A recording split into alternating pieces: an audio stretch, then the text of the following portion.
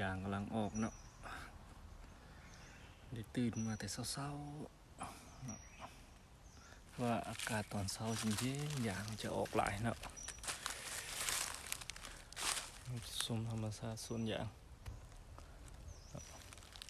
ตอนฮับปีใหม่ปี2022